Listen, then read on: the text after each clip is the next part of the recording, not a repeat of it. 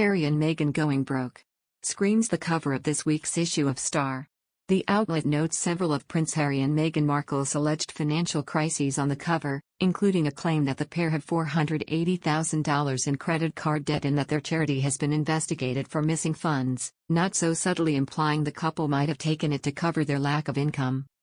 Despite the insidious insinuations from the magazine, the investigation it touts cleared the Duke and Duchess of Sussex of allegations they breached UK charity laws, which the tabloid doesn't deign to mention until halfway through the 3-page-long article.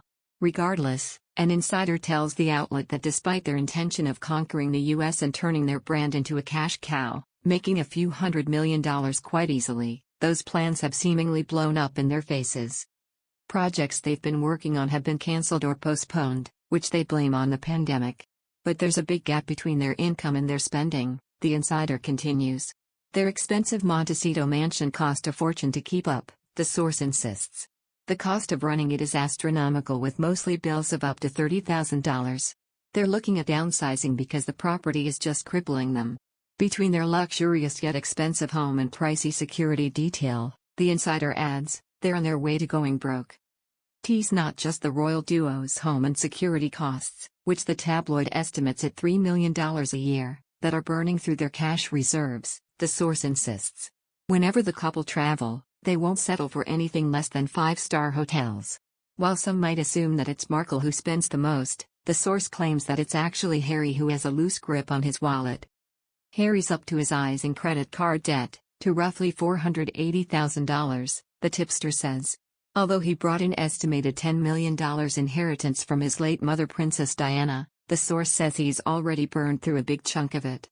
When Harry was a royal, he'd go on massive shopping sprees, glamorous vacations and buy everyone drinks and dinner at expensive London restaurants, the insider reveals, adding, I don't think he even saw his bank statements because royal assistants and bankers would do everything for him.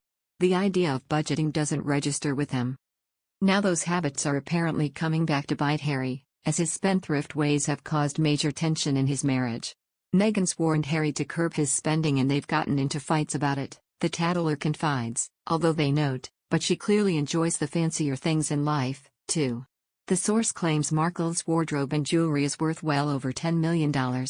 As a result of their alleged financial difficulties, Harry is turning back to his father, Prince Charles, seeking a life raft out of his supposed money troubles. At one point, the source reports, Charles funded Harry's lifestyle, but since he and Markle moved to America and gave up their status as working royals, that came to a halt. After Charles praised Harry's work on behalf of the environment in an essay he wrote for Newsweek, Harry allegedly believed they'd put their bad blood behind them and felt it was safe to ask his dad for some money, the insider continues. He thought his dad would agree to it after the article, but for Charles you're either in or you're out of the family. Concludes the source, they're going to have to fend for themselves. Most recent, Prince Charles extended an olive branch to Prince Harry and his family as he wants to spend some quality time with his grandchildren. Royal expert Christine Ross claimed that Prince Charles invited Prince Harry to stay in his private residences, which are safer than a hotel or someone else's home. The Duke of Cornwall misses his grandchildren, especially Lilibet, which made him take this big step, it has been claimed. Christine Ross, a host of Us Weekly's Royalias, said, it looks like Prince Charles invited Prince Harry to stay with him in their private residence because Prince Charles misses his grandchildren. He's never met Lilibet as far as we know, and I think that was such a kind and really personal step for Prince Charles to take. That was really him extending this olive branch, really trying, because I think we would all know that Prince Charles' residence would be significantly safer, especially in this circumstance, than a hotel or someone else's home.